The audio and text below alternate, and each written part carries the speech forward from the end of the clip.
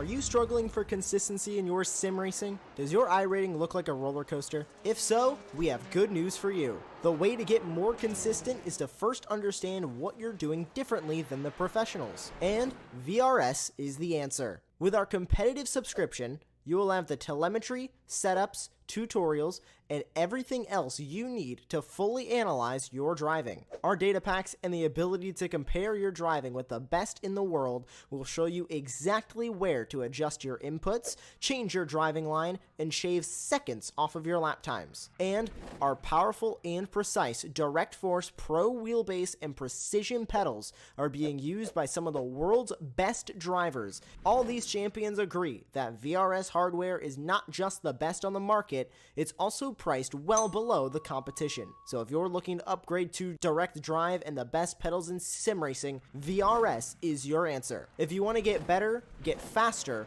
and make it happen sooner rather than later, you owe it to yourself to find out why so many people are switching to VRS. You'll be so glad that you did. Visit www.virtualracingschool.com and learn why the best use VRS.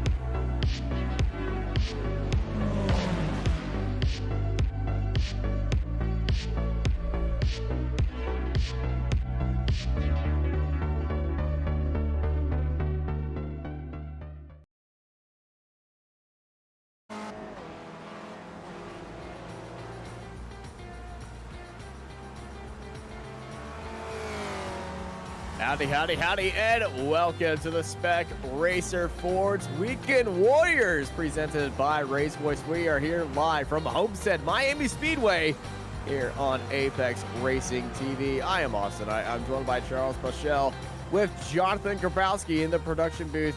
And Charles, we're at Homestead. We're on the Roval of Homestead, the A version, so we will have the first and second turns avoided to have one of the most unique Rovals out there. And it's going to be a lot of fun, especially in the Spec Racer Fords. How are you feeling about today? Oh man, I'm really looking forward to this. I don't know a lot about the Spec Racer, but obviously Homestead is a great track, and this is I love the Roval layout. Anytime you can go to an oval track and then run the infield for a while, it's going to be a fun race. Yes, running the oval is the Roval, as some will say this, but this is a really weird Roval because you don't actually, in this layout, you don't touch the banking at all. They do have a B layout where you do, but this is the more technical Roval because there's a lot of hard braking zones, the multiple hairpins in here. The opening sector is one of my favorite opening sectors of a Roval, one of the most unique. It's very fast entry, and then it's a very tight, slow speed section before going onto a little switchback type straightaways before getting back onto the back straightaway, as we are looking right now with Yorkmani, and then heading into sector 3. You fly it in there. It's kind of like a mirror turn 1, but it's a lot more easier to get right. Then it's a very awkward left-hander before a right-left chicane before getting back onto the oval. And that transition, it's very aggressive, as you can see right there. We might see a little bit of an issue with a few of the drivers getting a little bit too ambitious off that exit, and we might see a little bit of a spin or two. Also, the pit lane entry is in that sector as well, so that could cause a little bit of a kerfuffle up there. Yeah, I can see, as you were talking about it, there was actually somebody with a nice demonstration of jumping up onto the banking. And yeah, so these cars look like they're going to have a little bit of an issue with trying to get back up onto that bank straightaway. So yeah, I'm going to be looking, like I said, it's going to be a very interesting race. I know these guys have probably put in quite a bit of practice just trying to get comfortable with the car and the track combination. So I'm looking forward to talking about it. I'm excited to see what these drivers do. A big point of contention, one of the overtaking spots is this hairpin right now, as Megan Overstreet is showing us. We saw a few of the cars having a spin in here in practice, so that was one of the corners that I was a little bit worried to see a few of the cars spinning. I was not expecting cars to lose control right there. They're just probably carrying too much speed onto that inside line, but it's very easy to lose the control of the car, especially underneath the brakes. I was expecting to see that into turn 1 and turn 2, but the hairpin, probably the biggest opportunity for an overtake, especially right here as well, as we're looking at Jason Green heading through that right-hander double right-hand turn, getting onto the, I would say, the third straightaway. This layout has about 4 straightaways. You got the front straightaway, you got the first straightaway and the infield, then you got the second straightaway, you got the back straightaway, and that's it. So I would say we have 4 straightaways here. They both pretty much run the exact same distance as well. Drafting is going to be important. Yeah, for sure. I can see that this is going to be one of those that you're going to try and just tuck up behind, and then try and make late lunges into the corner, which obviously is going to require some good technique from all the drivers to make that happen. Yeah, it's going to be a lot easier heading into some corners than the others. Turn 1, it's a very flat out corner, and it's a very tight braking zone heading into turn 2 because it kind of sneaks up on you. This braking zone into coming off the back straightaway, heading into that corner, it's kind of like turn 1. It's a lot easier to do, so we're going to be seeing some moves heading into there. The biggest, though, is on that third straightaway before you head on to the back straightaway. That hairpin, that is where we're going to be seeing a lot of our moves, and it's going to be very, very fun for us up here in the booth heading into that corner, because that corner is going to set you up for a good pit stop or not, because it kind of leads you into it. And the other layout, that leads into the giant banked oval part, which also makes that a key corner. And that corner is kind of weird because there's no real braking marker on where you need to brake, so it's all on instinct. Yeah, that's going to be... that sounds like a recipe for trouble. So yeah, it's going to be an interesting corner to keep an eye on. If you're an agent of chaos, you'll love this place. Like me. Yeah. So, like I said, this is kind of new to this. Is that the outside line pit lane entry that we saw on some of the shots? Yes.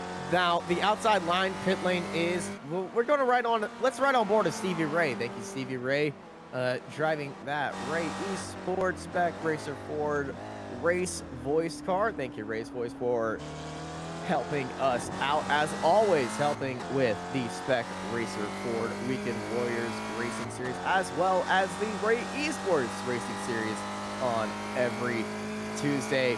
But yeah, I'm going to point out where this pit lane is heading into this final sector, diving it in back onto the road course section, tapping onto the brakes for this very fast, and then there is that left-hander.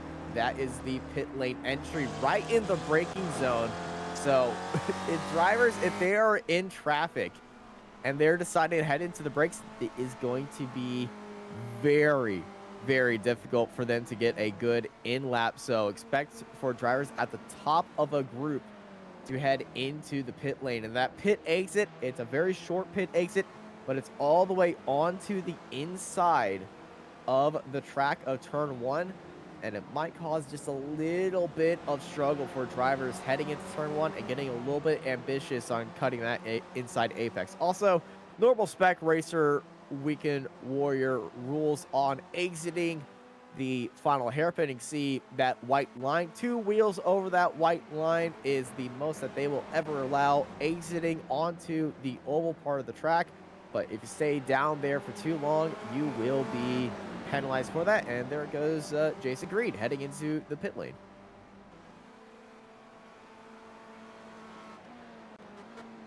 But yeah, this track is pretty quirky.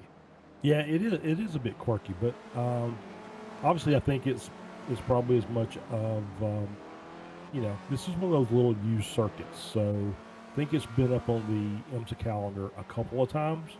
I don't think it got a lot of play, so it's probably not some that, unless you're heavy into the spec racer community, they run this a lot. I'm not really even sure. It's sparsely used Yeah. by everybody. It's not just a spec racer 4 thing. This track is sparsely used. So that obviously adds a little element of excitement to it because if you go to a track that's world famous track, so like we'll say Watkins Glen or something like that, where it's everybody's driving it as much as they can drive it for that week in the cars that they like. You get to a place like this and you don't really understand all the nuances of the corners, as we see somebody kind of pinging off the tire barrier there.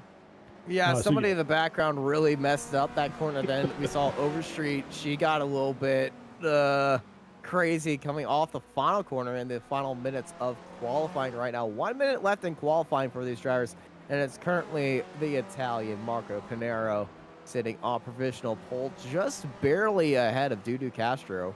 But yeah, this layout, the season, the track selection for this season, I would say this is one of the weirdest tracks. Now, it's not the only rollable. We do go back to a rollable.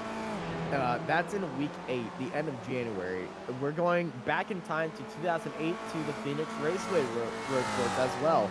And that rollable is also kind of in the same bag of being pretty weird, but it's going to be a lot of fun. Yeah, for sure. Yeah, this looks like it's going to be a fun series. I'm going to enjoy it. If nothing else, I'm going to learn a little something along the way about these cars and what they're capable of. They're so fun. They are very unique to drive, I would say. The brakes on these things, I would say, is the most difficult thing for a new driver to get used to on the iRacing series. Now, though most of the drivers have fixed that braking issue and they've got it down to a T where they don't have that anymore, and the racing here is so incredibly close. There's not a lot of downforce on these cars. It's all mechanical grip. Drafting is very important, and you can get a little bit rough with these things. It's like a closed, it's like a sports car single-seater. Yeah. It's a single-seater. Kind of a hybrid. Yes. It's single-seater, enclosed fenders, so you aren't at risk of destroying a lot of the car if you get a little side tappy action, but these things are still about the speed of a, I would say, a Skip Barber car. Okay. Yeah. All right. It's a good introductory series in real life as well. If you're looking to get into sports car racing and have nowhere to start, I know the Spec Racer Fords are used as a SCCA licensed test car where you can bring them out. I've done a few drives in this as well at MSR Houston. Thank you, everybody over there. Not an ad, just very cool place. As we can see, a demonstration of that pit entry by a few of these drivers. This is Daniel Wood heading through that final sector, that quick left, right, and then back onto the oval. Pop it up there. It's very aggressive, and if drivers have their car set up pretty low, they might be getting some damage. But qualifying has ended. Daniel Wood just finding a gap through the cones and then parking up safely. This is Fabio parking up right now. But yeah, qualifying's ending right now. Any unique, anybody standing out for you? No, I don't see anybody standing out. Obviously, Pinero looks like he's got some really good pace, followed by Castro. But it's one lap pace is not the same as race pace, so we'll see how all this shakes out. Yeah, I've been watching Jorg Mani out there today. He was the first one in the practice session, actually. That's how early I show up to the practice session, because I kind of like seeing the drivers learn how they get used to the track. Megan Overstreet, she was in there as well, but everybody is gritting up and getting ready to go. Marco Pinero is your pole sitter here today for Alex Cart Racing Raptor ahead of Dudu Castro. Jorg Mani in third, followed by Kane Lasky. Yanji Lin and Todd Hansen in sixth place. Currently your top spotted Spec 2 driver, and I believe he is confirmed for Spec 2. Is he now, Jacob? Yeah, Todd Hansen. Confirmed Spec 2? Yes, he is your top Spec 2 driver, miles ahead of everybody else. Then there's Megan Overstreet. She starts in 7th place with Jason Green in 8th. Steven Elson in 9th and Jesus Rodriguez in 10th, followed by Andrea Favini and Sergio Dorelli in 12th. Starting 13th, your 2nd place Masters driver is Chris Murakami, followed by Flavio Andalo. Your 2nd place Spec 2 driver, Fabio Scali, starts in 15th, followed by Michael Nelson, Adam Bradshaw, Tom Gradwell, Matthias Weiger, and Andrew Love. They're followed by Wayne Palmer, Bradford Gold, Jim Brewster, and Daniel Wood in 24th place. Behind them is Ian Gibson, Joshua Justice, Kurt Newens, Paul Jackson, Chris Montgomery, and Stevie Ray, followed by Brad Cathcart, Jeff Cantor, Charlie Vaccaro, Gary Woodbolt, David Swig, and Brian Short in 36th place. Our final spots are occupied by Philip Berry and Paul Gooden in 37th and 38th. Campbell and Bately have not put in a valid qualifying lap or put in any qualifying lap. They are currently registered for 39th and 40th at the end of our grid if they do show up. But as the grid rolls off, it's time to just get ready and enjoy the spectacle here at Homestead Miami Speedway as our formation lap is starting. And this is the best time for these drivers to get acquainted with the track and get acquainted with the drivers all around you, because that run into turn 1, as you can see, pretty tight. Yeah, it does look tight. So it's going to be interesting in this first lap as they get up to speed. Who's going to take opportunities to move up? Who's going to play it safe, and who's going to, I guess, fail miserably? Which seems like there's always one of those. Unfortunate, but there it is. The weird part about this track, the opening sector is probably the tightest part of the track. The ending sectors of Sector 2 and Sector 3 gets actually pretty wide. So I would say we might see a few of these drivers just take it safe and then get more aggressive throughout the lap instead of, going aggressive into the start of the lap and then kind of calming down. It might be a little bit reverse thing, because as you can see through this turn, it's pretty wide. It's just the opening of this track with that weird braking zone. I think it's just going to be a big stack up operation at the front. Trying to pack top 10 might not have an issue, but 10 back down, it might get into a full-on accordion effect with a few of these drivers. I will not be surprised if we see just drivers just almost parking it at times. Right, yeah. So for us newbies to this, can you explain the difference between Spec 1, Spec 2? It's by iRating. Spec 1 is iRating 3,000 and above. Spec 2 is 3,000 and down. And then you'll see the yellow on a few of our drivers. Those are our Masters class, and that is drivers over a certain age. Oh, the old guys like me. Cool. Okay. Yes. Yeah, awesome. 55 plus, no matter of iRating. So you could be 500, be a Masters, as long as you're 55 plus. I'm not quite to that yet, but I'm getting closer. Well, in a few seasons, we'll be seeing you in the Masters class. Masters class commentator right here. But Pace Car is in the pit lane. It's going to be taking the NASCAR entry, which these drivers cannot use right now. There it goes into the pit lane, taking out a few cones, but we are on to the front straightaway here at Homestead Miami Speedway in the restart zones. We go green for the Spec Racer Fords here at Homestead Miami Speedway, taking green flag for the Weekend Warriors, diving it into turn 1. We're already 3 wide, Megan Overstreet stuck onto the outside right now, but Marco Panero leads them all up in there right now. There is Overstreet, she's under pressure by Todd Hansen, and then one car off into the grass right now. That is Michael Nelson. Andrew Love, Daniel Wood is off the track, as well as Bradford Gold stuck in there right now, but everybody's side by side through these opening few corners. Some drivers in a little bit of hot water right now. Megan Overstreet, she's dropped 2 spots. Fabio Scali has dropped 15 spots, as well as Bradford Gold dropping 16 as well.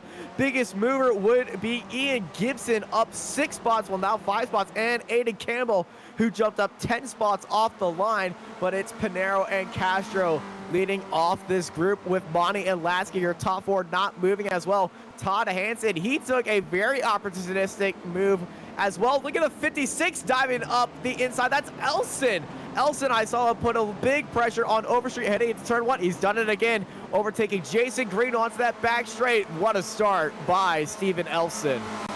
Yeah, it was a great start, and it was good avoidance by all the rest of the racers after the one went through the crash.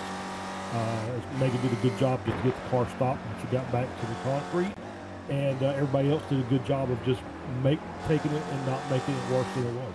I don't think Megan actually went onto the grass. She was just flirting with the grass right there because she was stuck on the outside because Elson really went down to the inside right there. But Elson, he's under pressure right now. He had a bad exit heading up onto the oval section. He got a big hit of oversteer and now down to the inside. Here comes Green on Elson, diving it down to the inside. And here comes Megan Overstreet. Overstreet looks down to the inside. She backs it off early heading into turn 2. And that turn 2 is the tricky turn because you don't really expect it to be that hard of a braking zone because it kind of just so sudden, but because you have that much speed, it's one of the hardest braking zones out there. Overstreet, she really wanted to go for it.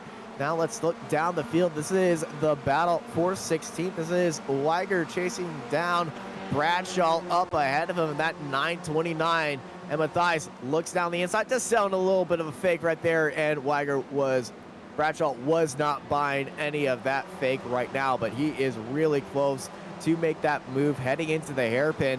But a great start so far for Matthias ahead of him. Jim Brewster at the top of this 3-car pack, up 8 spots. And here comes Matthias. He's setting him up. He's on the inside. Big set by the 929. Overset to defend it. We got a big stack of multiple car crash at the hairpin. Yeah, looks like somebody just got inside too deep and collected a few other cars in the process. That was totally separate from our fight right now. It was Andrea Favini that had that issue, and it kind of looks like, yeah, there is Favini versus Chris Murakami on the inside, and just a little bit of a tap. The car drifted right. They got into each other right there, and then that incident got collected with this incident, and a giant parking lot popped up right there, as some might say. But Ian Gibson was just kept it clean. The 893 is still going. Yeah, it's like these cars can take a little bit of a beating. Yeah. And keep going. So that's going to be cool to see. It's kind of an intro touring car, except that these are rear-wheel drive. Up ahead of him is Michael Nelson, who is also kind of mixed up with that fight all around him. He's at the back of that overtaking opportunity right there. And with both those cars kind of making contact, the outbraking that the 923 did around the outside, the attempted around the outside braking, which was that's a unique line. A little bit of rallycross action by Fabio. As we go, another car wants to look down the inside. That's the 888. Now he's under pressure by Scally. Big opportunity for the 38 on the 888, but it's not going to happen. The 888 of Philip Berry stays ahead of Aiden Campbell as they're all trying to chase down Fabio up ahead of him. But crazy fight happening all the way up and down the field as, well, Stevie Ray, he's going to have a lot of action in his rearview mirror and off the reflection of that very shiny spec racer as we have a move for the lead. Castro and Panero swap spots.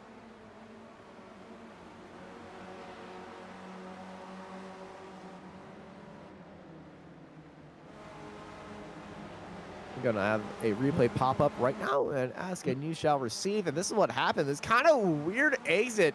It looks like Marco Panero had a little bit of a bad exit heading out there. You can see that draft has pulled Duducaster in there down to the inside, and it kind of looks very routine when you look at it right there. But Duducastro, you're now leader here at Homestead Miami Speedway. And that final turn already coming into play with our leaders. And some drivers is taking it as aggressively as they can. York Bonnie, your Masters leader, and Todd Hansen are mixed up in there right now. Let's ride on board the Red Lobster of York Bonnie.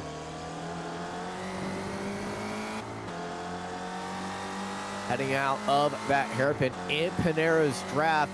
He saw what happened to Panero last time. Is going to be a little bit more cautious heading into that final turn, heading into final NASCAR turn 4. as they get onto the brakes right here. It's a very weird part of the track because you kind of want to go make any move, but right here, watch this transition. Bam! You saw the steering rack just immediately shoot left. You get there and the car is not feeling with you, you're definitely going to be losing control. Monty not going to be playing any games heading into this corner, but you see Pinero up ahead of him. He's already just on that bumper of Duda Castro heading into turn 2. Such a dangerous corner. You can see all the top 6 nose to bumper with each other. This is a beautiful fight for the lead of the race here. But it's the opening stages of the race. We still have pit stops to go, and then we're going to be seeing this race go into overtime craziness, as some might say. Yeah, for sure. Now we got the AA8 going into the pits. Yeah, we got multiple cars heading in the pits. Stevie Ray's in the pits. Philip Berry, Paul Gooden, and David Swig all in the pit lane. They all went into the pits on this lap. Stevie Ray, I know he likes to go into the pits as early as possible. If he went into the pits as early as possible, I think this is way too early, so this might be an incident with Stevie Ray. And Jonathan, being the MVP right here, will show us there. There's Stevie Ray up ahead of him. This is Paul Gooden, who is now in the pits as well. There's smoke up ahead. Paul Gooden, whoa! Carried a lot of speed right there. Bang into the 888.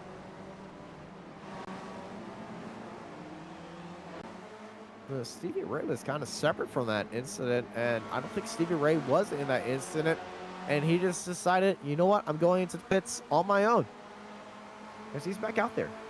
Yeah, just taking an early pit stop, topping off the tank, maybe? Actually, no. Stevie Ray is... Has he disconnected?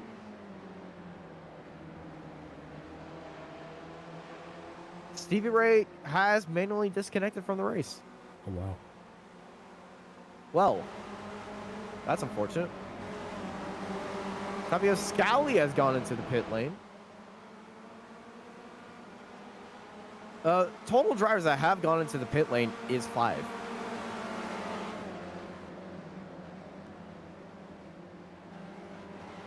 As we are still looking at our leading train, Duda Castro seems to be pulling out an advantage on the opening sectors of the track. Let's take a look at our fight for 7th place. Looking at Megan Overstreet chasing down Jason Green up ahead of her. She had a very rough start, fell down 2 spots, and she's been trying to regain those spots ever since heading into the hairpin. Yeah, we got a bit of a draft train forming here. You know, looks like Castro wants to try and stretch out the advantage, but he gets on one of those straightaways and just kind of pulls everybody right along with him. Yeah, making overtaking here very hard to do.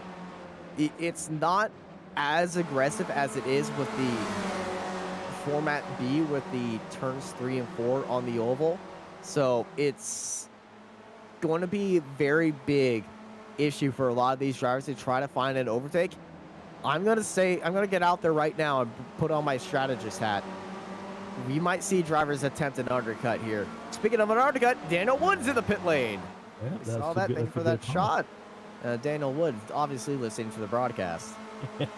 Yeah, I think that's a good call. I think an undercut with a draft like this, I think an undercut may be a good thing. You can just get to the back of the pack and just get towed along. And yeah, that might be a good strategy. If you know you're faster than the car leading the train and nobody can get past it, you put down constant laps. You put down a good in lap, you put down a good out lap, then you just keep on putting the laps until everybody else pits. You're going to slowly see your position increase. Because I've done it in touring cars. When we came here with the touring cars, I went to the pits about 15 laps ahead of the leader. We were in a 5-car fight for the lead. I went from 5th place all the way to the lead at the end of the race. I didn't win that race, but that was for a different thing, but I ended up at the end of the pit stop cycle leading the race. Now, you must also remember you need to have enough fuel to finish the race. You can tell why I didn't win that race. Yeah, for sure. I'll give you a good strategy option. I won't tell you how to win the race, because I obviously don't know how to do that. Yeah, so it's okay to undercut as long as you don't underfuel in the same. Yes. Okay. Yes. And also don't over rotate on the exiting oval. On That's entering also the oval. Yeah, for sure. very difficult. And Jim Brewster has had an issue. He's currently off the track in the 933. And I think Joshua Justice also got into him as well. This is exiting the back straightaway because I saw Brewster and Justice have an issue. Yep, there is Justice and Brewster heading out of the back straightaway. Ooh, Justice taking off. Oh, it was the car ahead of him. And Justice was right there. That was Jim Bradshaw. And the 933 of Brewster going side by side into that final corner. Just a big tap. And there is a pretty banged up car by Brewster. Overstreet, big send under pressure by Dorelli. Dorelli tried to send it, couldn't keep the speed. Overstreet held it around the outside. Very nice defending. Jason Green is going very slow. Green, I think, has a slowdown up ahead of him. Overstreet's up into 8th. Yeah, Jason Green had to slow down. He dropped to the back of that pack. Everything getting very spicy right now. And I think but Overstreet's overshot the corner, and she's in the grass and now falling down 1. And I think there's going to be 2 and 3 spots. Jason Green at the back of Overstreet. Is he going to get the draft to send it on to her right now? But no. Overstreet fell down to 10th place after a wonderful defense. Unfortunately, overshot the corner, caught the grass just a little bit, and fell down 2 more spots.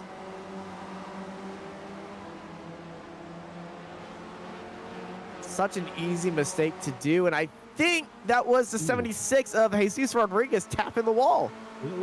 He looks like he did get a little over rotation there and kind of a little tank slapper, as they like to call it. Just putting a little paint signature on the wall. Oh, and that's the 86 off the track ahead of Overstreet and the gang, but none of them could get down to the inside. Now they get down to the inside. That's Rodriguez and Dorelli side by side with each other and sneaking his way through there. Jesus Rodriguez, and here comes Megan Overstreet as well, sneaking her way through there in the draft of Jesus Rodriguez. They're going to go side by side once again, heading into the braking zone.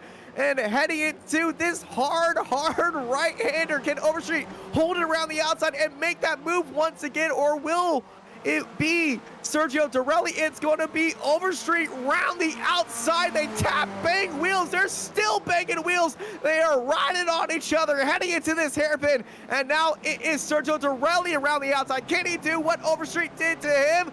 No, he can't. Overstreet down to the inside, keeps it on the track, and is back into 9th place ahead of Dorelli. But Dorelli is giving her a little bit of a bump draft on the back straightaway, heading into that final sector. Too far away. Well, too similar of a speed to send it into that final quarter, but Overstreet making the work right there, taking advantage of other people's mistakes. Just what happened to her.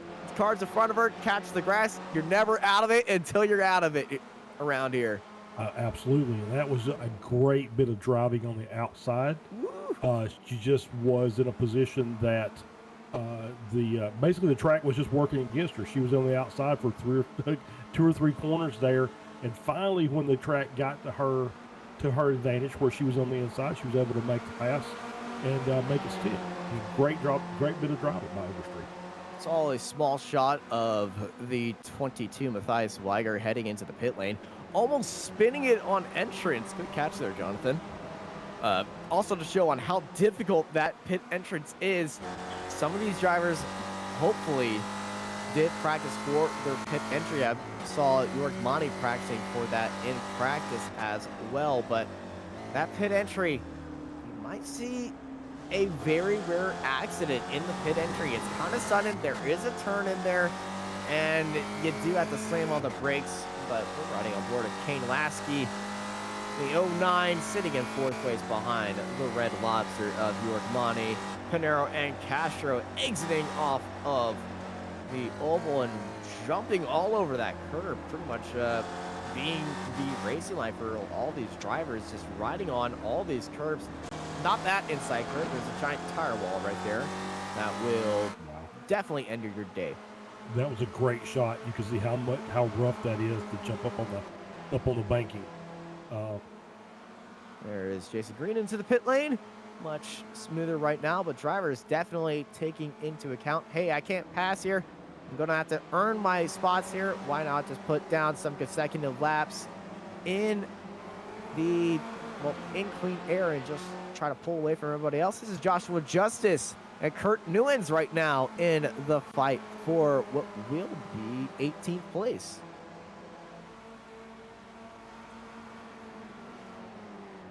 Justice just falling behind the Masters driver right now. You can see all the tire marks being put down, entering turn 2, a very hard turn on all these drivers. And then they head into the slowest section on the track, one of the slowest corners before getting onto the throttle. It's actually a very good cambered corner. Turn 4 is. It's a downhill banked right-hander, so you can put a lot of power and aggression heading into that corner. And if you're really set up behind somebody else, give you a good line heading into that secondary straightaway and down to the inside for that double right-hander. But also that double right-hander, it's very tight, and it kind of tapers off at the end. You might not see a good opportunity down to the inside, but like we saw with Overstreet, you can hold it around the outside very well heading into that corner. You could go very deep on the brakes there. As this is Yanshi Lin at the back of this train of our leaders, kind of falling away. He's joined with Todd Hansen as well. Hansen, well, pretty much 10 spots ahead of Palmer, his next competition, if you're just counting the Spec 2 drivers. Yeah, it's he's doing a good job there. As you can see, there's not really much. There's a little opening in between the leading cars, but you know, as you're watching when they get on the straights, the draft just brings them 2 or 3 tenths closer together every single time. So this is going to be one of those races that may end up going down to the very last lap. Which is pretty much a tradition here with the Spec Racer Ford Weekend Warriors.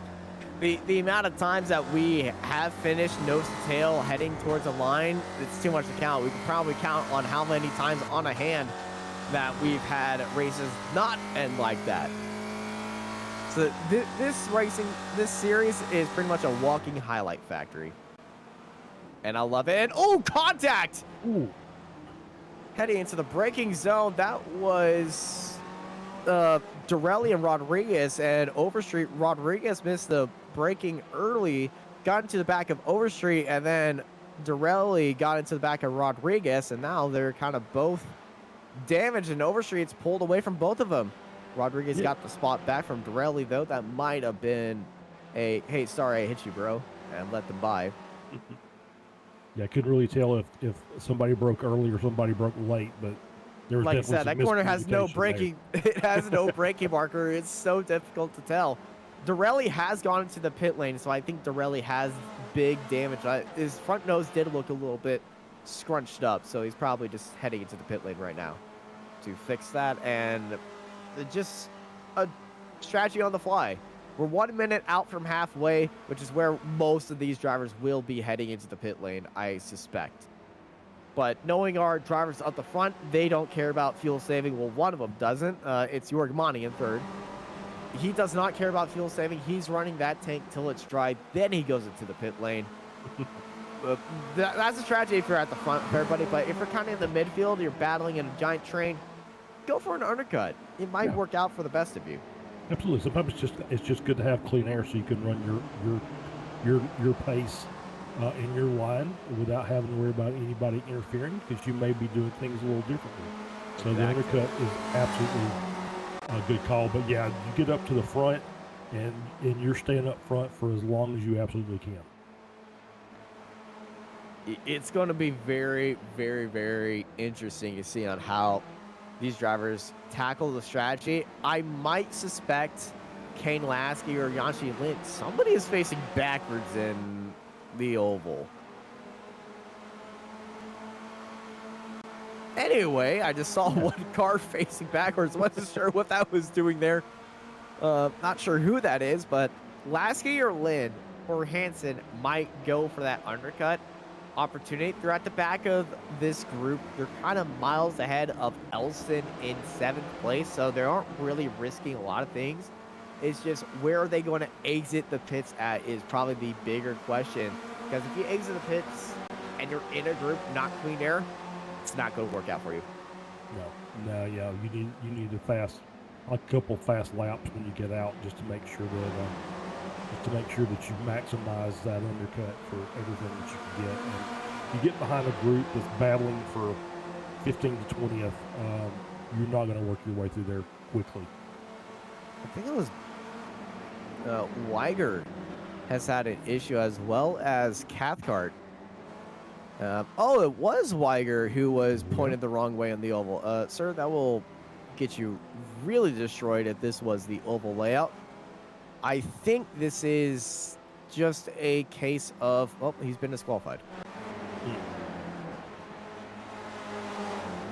I think that might have been a case of a little bit too much mustard exiting that final sector. He's clipped the inside curb right there and probably shot off to the right instead of the left. Or something weird has happened and he's ended up over there. I don't know how you end up over there. Yeah, that'd be interesting to see. But, yeah, so obviously the driving backwards is another iRacing thing. And driving on the part of the track that is not part of the track is also a big no-no. Yes. I do know from experience that on the oval portion of this track, the non-US open wheeler B car, as I have to legally call it now, layout, you could use the pit lane entry that those cars use on the NASCAR layout, and it won't count as an off track. And they kind of had to specify that in a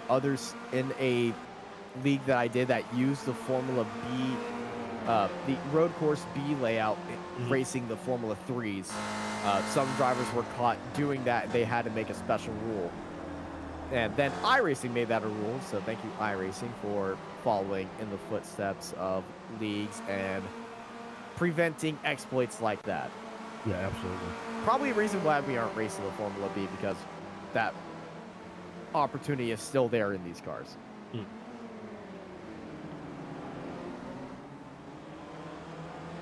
So Homestead Miami is definitely a slept-on track. Good racing so far out here today. Yeah, it really has been fun to watch. Some mistakes made, obviously. There's a couple of spots on the track, as I've seen in a very short time, that will catch you out if you do it wrong. So it's but I think most of these drivers have done a really good job of keeping everything clean. Had a couple incidents, but nothing really major. I think Monty under pressure from Lasky. And Lasky getting a good run on the inside of Monty up ahead of him. And also up ahead of Pinero and Castro in a good fight with each other. Monty getting back ahead of Lasky, but Lasky looking a little bit spicy. Exiting that first sector. I think he went for a move onto turn 1 and 2. And that's what caused this gap to form. Yeah, absolutely. I mean, obviously Monty's leading the class, but if you can get an overall podium. Moving to the overall lead. Up ahead, that is Pinero on Castro heading into the hairpin right ahead of each other, side by side at the hairpin. And that's Pinero down to the inside and into the lead. But there is Castro on the outside. They're going to be side by side with each other, creating a giant air pocket for Monty to get into there. Almost a little strike of the wheels. They got the 888 lap car ahead of them and bang into the exiting the hairpin. That is Castro off the track and damaged side by side, exiting the back straightaway, entering sector 3. Side by side is definitely not going to work right there, and that will be a big investigation after this race. But side by side exiting the back straightaway, this was just not leaving the space or anything. There's Castro on the outside, Pinero on the inside, and yeah, it's kind of just awkward because there's no turn-in marker right there. They're just kind of guessing with each other. Yeah, it just looked like the inside car just kind of. Oh, this might be a little bit weird because that's the 888 slow ahead of Pinero. Here comes Jorg Monty. Monty has got a good run. Monty looking onto the outside. He's alongside of him right now. He's side by side with him. Monty sending it into the brake zone, trying to hold it around the outside. Here comes Kane Lasky. The window is open for Kane Lasky. He's going down to the inside. Lasky is in second place. Wow, great move. Took advantage of a car that just went wide. And jumped up into that P2, and now can go challenge for the lead here. Oh boy, there's Monty the Lobster bringing it back on Lasky. He left the door open, and Kane left the door open, and Monty steps right through. And speaking of stepping right through, there's the 30 of Yanxi Lin. Lin was to step through that door as well. We got a great fight kicking off up here, and 2 weeks in a row, Pinero and Castro having an incident with each other. Last race that we covered here on Apex Racing TV at Lime Rock Park, they had an issue. And diving into the pits is Yanxi Lin. Like I said, I suspected he would be the first one out of this group to head into the pit lane and try that undercut. Yeah, good call And by Duda him. Castro joining him as well as Megan Overstreet. Multiple drivers heading into the pit lane right now. They're just waiting for the spark to light that fuse. That's it. So now it's just get this pit done, get back out there, and run as hard as you can for the rest of the race. Definitely. But now this fight for the lead is pretty spicy after that incident. This is with that exiting. They're exiting the pits right now, but with that undercut initiated by Yanxi Lin, there comes Yanxi Lin. He's got to watch out for that pit exit. You have to go for that inside yellow marked line to exit the pits. The blue cone is surprisingly missing from there. I think somebody might have stolen it. Or it's been hit across the track 50 times already during this race. Or it might be that, or it might just be that it's not really a official pit exit. It's just one that most of these drivers should follow. I haven't done a lot of pit exits here, but every time that I've done it, it's kind of just driver's agreement that, hey, just stay below the yellow line, because that's directly into the pit exit, the racing line right there. It's kind of that accursed thing where the pit exit is on the racing line. If you're a fan of Southpaw Racer, you know why that is a very cursed option. Poking him. And yeah, it's not good. So let's see who blinks in the rest of this group. Who's going to come in next? Obviously, Manny, you've already talked about him. He's going to stay out for absolutely as long as he can. I'm going to say the first one to blink would be Lasky, as these two head into the pits in unison. And just look at how difficult that pit entry is. It's very narrow, very tight. Tough. You got a chicane in there. You got about the width of a golf cart to deal with.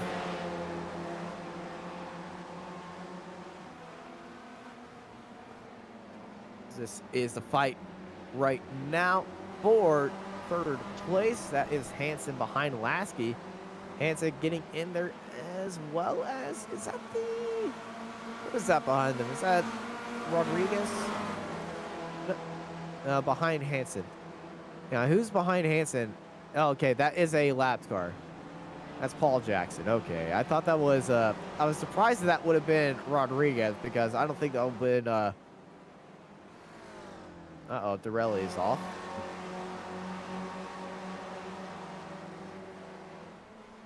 Jonathan is on the hunt for the Dorelli incident. And speaking of the Dorelli incident, here's what happened to Sergio.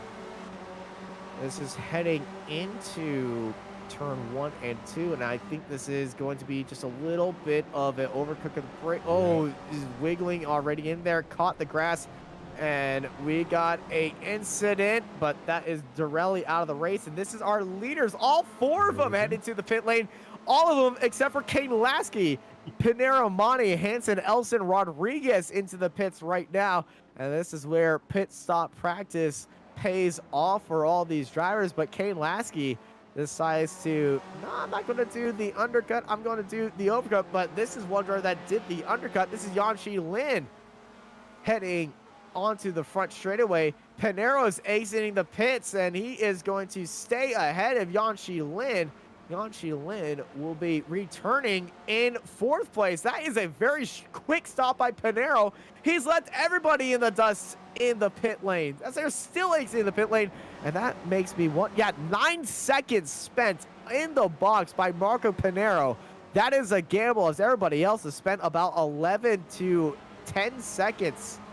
18 seconds for Jorg Monty stopped in the box. So this is a gamble if you are Marco Pinero, stopping for that short with 10 minutes left.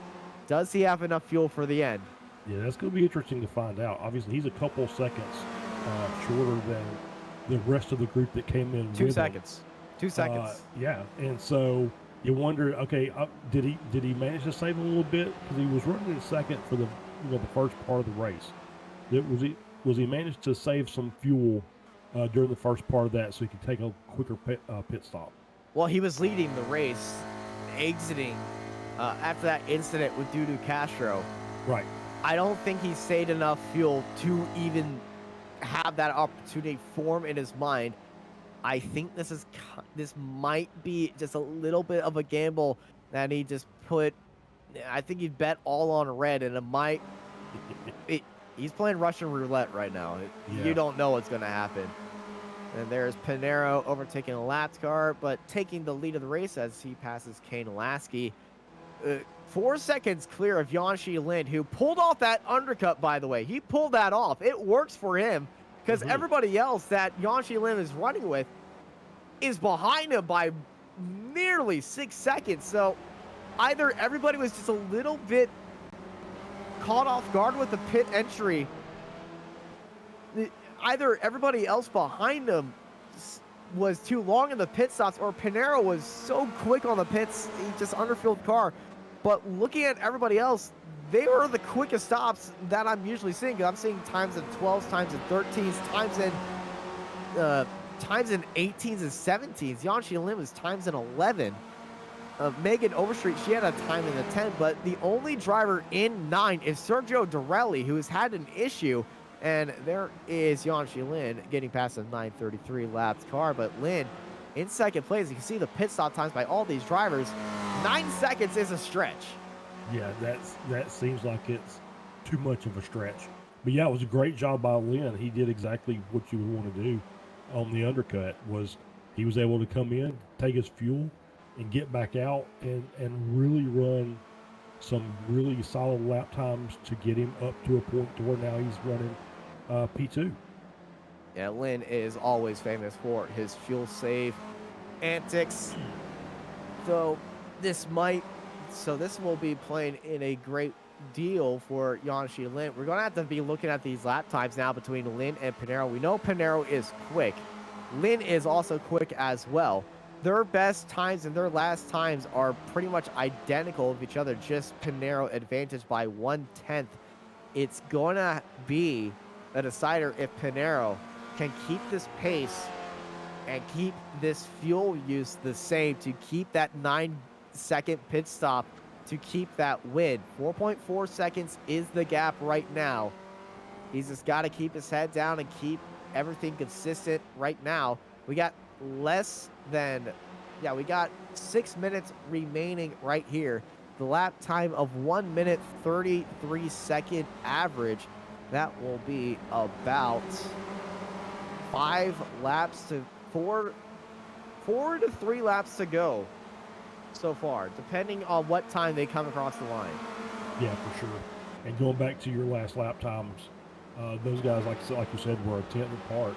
The 2 cars that were the fastest for that lap was Manny and Castro. They were 2 tenths quicker. Well, speaking of 2/10, this is 200ths right now. Manny and Castro going side by side. Castro down to the inside and up into 4th. So it's going to be interesting to see if they can make up the ground on Lasky. It's a second and a half or something like that, what it looks like. Almost 2 seconds. So we'll see if they can work together and maybe get up to the back up to the rest of the group. And remember, Kane Lasky was the only car on that train that actually stayed out and did 1 lap. That 1 lap he did on his own, that clean air, really shows. He's ahead of Castro and Monty by 1.5 seconds. He was kind of stuck in there with them. When they all went into pits, he said, all right, I have a clean air advantage right now. I'm going to do 1 more lap. And for him right now in that 09 is really working out. Sitting in 3rd on the podium. He's just got to have to worry about Castro, who has had an issue, and his pit stop time, well, it was 4 seconds slower. It was 4 seconds slower. 1 second faster, but 5 seconds slower than everybody else with a 17.2 second pit stop. So kind of a muffed pit stop, but he was just being safe right there. Less than 5 minutes remain right now here at Homestead Miami Speedway. Our fight for the lead, 3.5 seconds. Yeah, and that gap's starting to close up a bit because Lynn was about 7/10 faster the last lap. So if he keeps that up, he might be in a position to challenge for the win here. He sees Pinero ahead of him. He's in shot. 4 minutes remain here, which will be perfect for him right now. They're crossing at 36:20 right now. So we're looking at more laps for Lynn to make that advantage. And if you see that, that is hard news. If you are Marco Pinero, does he have enough fuel? He has to be very conservative off the start. He lost another 3/10 that lap. Yanchi Lin is coming. Yeah, and Lynn needs to run quality pace here because he needs to tighten that gap up, because if Pinero's got a gap, he can maybe roll out of the throttle a little bit earlier and save a little bit of fuel. And so Lynn needs to put some pressure on him. Yeah, I'm expecting 2 more laps after this. Maybe 3. They put down some very fast laps. So this is going to be very, very interesting. And everybody else is running faster times than Pinero. Your top 5, Lynn, Lassie, Castro, Mounty, much faster. York Mounty, the fastest car, and your top 5 about the last lap. So Pinero definitely underfueled that car, and he's probably worried on how much fuel that he has. 3.2 seconds now. He's behind a lap car, the 888 of Philip Berry up ahead of him, who I believe just got it out of the way. Yep, he has. But that will have given him just a little bit of a draft to save that fuel end. But listen to the throttle heading onto the oval. Does he lift off? Is he being a little bit more cautious right here? Is he lifting and coasting?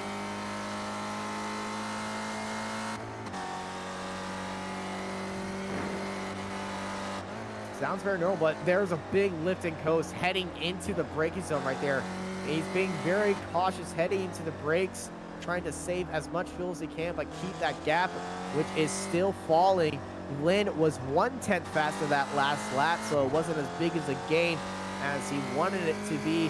But with less than 2 minutes to go, we got 2 laps remaining right now. Yeah, it's going to be tall order for Lynn to get up there. Obviously, unless something happens and Pinero runs out of fuel. Which is what we do not want, what Pinero does not want to see. What Lynn wants to see is Pinero pull off to the side and underfuel. Because that, remember, 2 seconds faster on the pit stop than everybody else. It's a gamble. He's put it all on red, and the wheel is spinning right now. Does he have another lap to go? When he comes across the line, that's Kane Lasky under pressure by Dudu Castro. The fight for third. Castro right up on the bumper of Lasky. He's left Monty in the dust right behind him, but Castro right there with them, heading onto that back straightaway where he had that issue with Marco Pinero, who is 3.1 seconds ahead of Yanchi Lin, heading towards that white flag. 1 lap to go here at Homestead Miami Speedway for the first race of 2023 for the Spec Racer Ford Weekend Warriors, presented by RaceVoice. 1 lap to go. Pinero 3.2 seconds ahead. Does he have enough fuel coming to the line? We're going to find out. He's just got a couple more turns to go. 1 more lap for Marco Pinero. And Kane Lasky and Dudu Castro are off the track. They've been in an incident with each other. Oh, wow. Who had that on their Chaos Bingo cards today? Castro and Lasky having an issue. This is heading into turn 1, into turn 2. Early break by Kane Lasky. Castro looked down to the inside. It comes across the nose. Bang! Into the grass they go. And there is York Monty trying to overtake them both. He's overtaking Kane Lasky, but he's stuck behind Dudu Castro up ahead. And there is Kane Lasky under pressure by Megan Overstreet. She had a very quiet race. She dropped down 2 spots. She's back in 6th place, and she's actually up a spot now from where she started.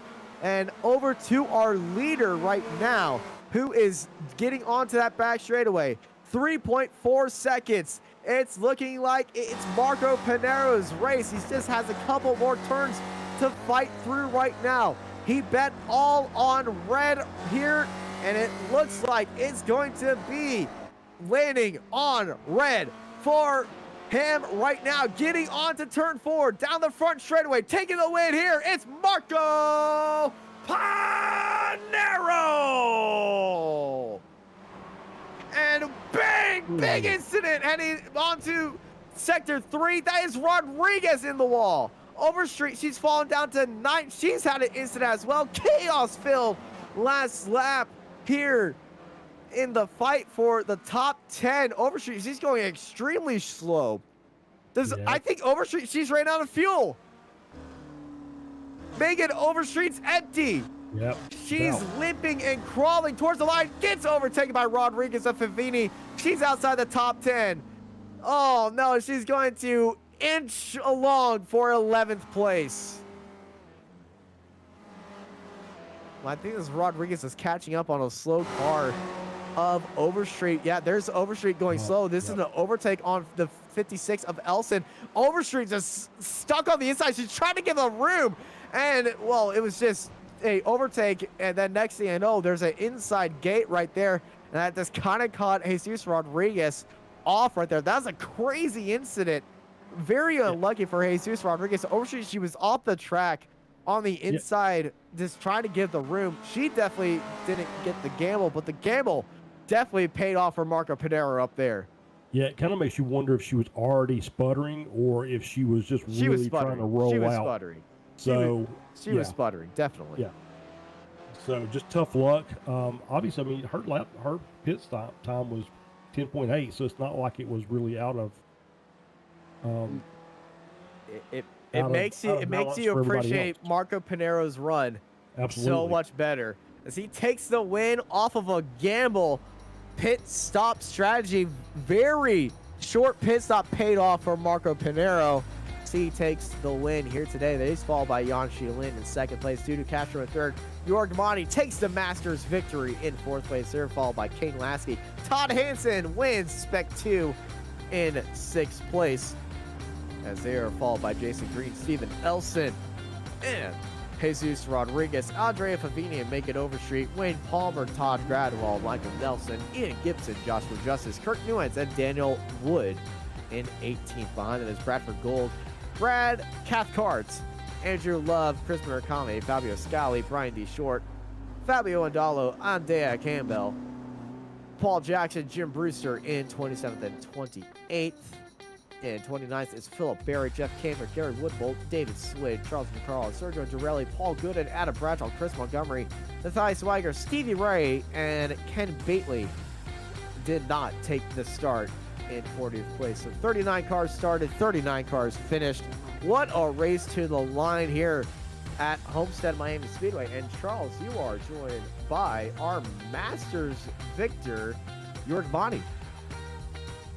Good evening, everybody. Happy New Year. Happy New Year, York. Hey, great race. Obviously, this is, I'm new to this, but you were running up to the front. I think you ended up finishing fourth. So talk about your race a little bit. It started actually quite well. I thought they're going to be beaten on the start already, till I recognized, oops, we still have a rolling start, not a standing start. So that was actually good. And during the race, passing people was very difficult because everybody's about equal fast. Everybody breaks about on the same spot very late. It was very tricky to pass. And then, my usual pit stop again. My car did not fuel. I still don't know why. So until I realized that, 10 seconds were gone, and then I was in the back, and then I had to fuel save because I underfueled as well. So that's about it, I think. Oh wow. Yeah, that was a very eventful pit stop then. So congratulations on your Masters class win. And is there anybody you want to thank? Thanks a lot again to Apex Racing and RaceVoice for sponsoring. It's always a pleasure to watch the race on Apex after the race. I always love to do that. And of course to say hi to everybody, to my fellow driver colleagues. It's always fun, it's always fair, and that's great racing like that. All right, congratulations, York. Thank you very much. Thanks a lot.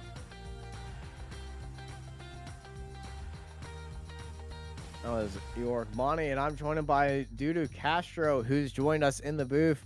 He finished third place today. Dudu, you were fighting for the win, and then you and Pinero on the back straightaway making contact, entering Sector 3. How was racing around here in this kind of weird layout? How was racing and passing attempts here today? Hi guys. Stuff. It looks like a simple track, but has a lot of tricky turns and tricky braking techniques. So it was a good race. I was expecting to be where I was. I knew Marco would have something else, and he did that on the pole. But then I was managing well the pace behind him. I was not trying to save too much fuel because he was fast. Then he made a mistake. I just passed it inside, and then we kept a few laps, keeping the pace. But then Jorg had an issue, and I really thought that Marco would let I do like a few laps by myself, or maybe he dropped me to just me and him. But he decided to put inside on the hairpin, and then we went side by side. And on that turn that I really don't know, at the end of the back straight, I think I closed too much. I think he left the car there too, but I think it was a race incident, nothing more than that. And then I fell to the middle of the pack. So, but I'm really sad because I just dove inside Kane Latsky, and I really need to say sorry for him. It was my mistake. I was gonna give him the position, but Jorg was between us. But it was okay. It was a good race. A good race overall. Next week, we head to a classic Laguna Seca, a track that everybody knows, a lot familiar. How are you feeling about next week and the corkscrew? Sir, it's not a track that I'm really good. I always have a little of, a little of trouble on the corkscrew and some other turns. It doesn't accept any mistake, because if you put your wheel on the sand, you're done. It's gonna be tough. I don't know. I never race fast last, so let's see what happens. All right. Well, it's going to be a week of practice for you before we head to the next track that will be in your favor. Hopefully, your favors change for next week, Dudu. Before we let you go, anybody you want to thank? Well, all the drivers, always they're amazing. Congrats to podium. And once again, say sorry for Kane. It's not what I like to happen during the race, and I thought he saw me inside, but he didn't. But it was my mistake. I hit his wheel. So that was it. Thank you, and of course, thank you guys. And thank you for putting on a great show out there on track. Kane Last, Dudu Castro finishing third here today. Thank you, everybody, for joining us here on Apex Racing TV for the first Weekend Warrior Spec Racer Fords presented by RaceVoice here from Homestead at Miami Speedway, first race of 2023. Thank you all for joining us here on Apex Racing TV. I've been joined by Charles Boschel and Jonathan Grabowski in the production booth. I'm Austin Knight, and I hope y'all have a good night.